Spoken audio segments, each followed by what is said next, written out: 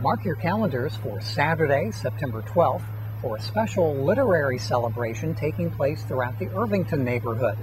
It's in celebration of the 100th anniversary of The Girl of the Limberlost by Hoosier novelist and naturalist Gene Stratton-Porter.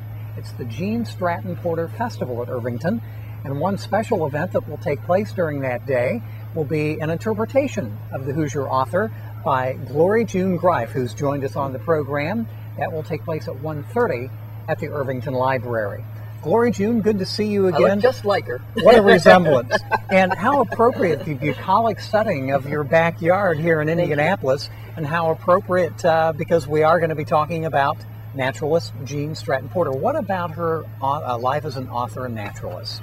I have been fascinated by this woman for many years. I did not so much grow up with her novels, although I had a copy of Laddie, which was my mother's when she was a little girl, so that was kind of fun, and I did read that when I was a girl, but I don't recall that I read that many others. However, many years ago in the State Museum there was an exhibit of her photographs, and as a photographer myself, I was extremely fascinated with the remarkable clarity and just the subject matter, which was so difficult to get in her time especially. They were not that easy to get with modern equipment, but now, I mean, now with the telephotos and all that, and not that big a deal. But back then, carting 40 to 50 to 100 pounds of equipment through knee-deep water and swamps and snakes, it was quite a feat.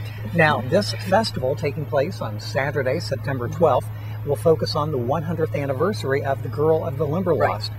Tell us about that particular work. Well, that was not her very first novel. Her first novel was Song of the Cardinal, which was actually told from the point of view of a bird, which was very nice. It sold well enough, but it wasn't the big hit that Girl of the Limberlost was. That seemed to really capture the imagination of the public, and it went into many printings, and that indeed came out in 1909. And it focused on not only this spunky girl, very independent and self-reliant, which is a big theme with her, as she was herself, because it was somewhat autobiographical in that regard, but it did focus very much on the Limberlost, which some people thought was just some old swamp that we should drain as soon as possible and get all its resources. A message that's very pertinent today, of course. And is Limberlost in Indiana? It is. It is near the town of Geneva. It is south of Geneva, what's left of it. It was virtually gone, but parts of it are now being restored, happily. Now, what you will be doing during this celebration, this festival on Saturday, September 12th, will be offering a portrayal of Gene Stratton-Porter. How do you do that? What will people see? Well, they won't see this. This is the last known photograph of Gene Stratton-Porter, actually taken after she moved out to California. I should add really quickly that Stratton-Porter was an extremely unusual woman in that she was a very early film producer because she wanted to see her novels portrayed correctly on the screen. So she did leave Indiana eventually, but only for the final few years of her life. I will portray her character a little earlier in life, before she left Indiana.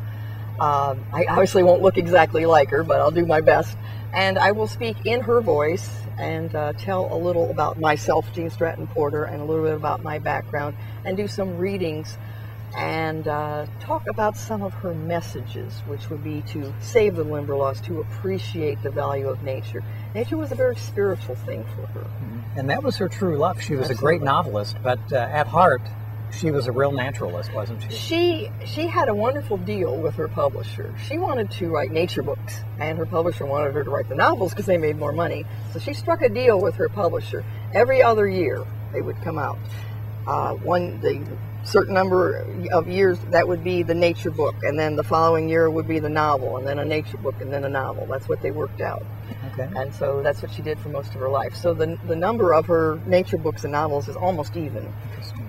Again, you'll be performing or presenting at 1:30 at the Irvington branch on Saturday, September 12th, portraying Gene Stratton-Porter. But there are activities taking place throughout the day in various areas of the Irvington neighborhood. What about some of those? That's pretty neat. For one thing, the neighborhood of Irvington, which is a neat place to go, has embraced this festival, and the local restaurants are offering special dishes and so forth. Randy Lehman from the Limberlost site up at Geneva is coming down. He's speaking, I believe it's 3:30, I hope I have that right, at the Irving Theater, and talking about the Limberlost Swamp and what's going on there. And at 7:30, really special treat.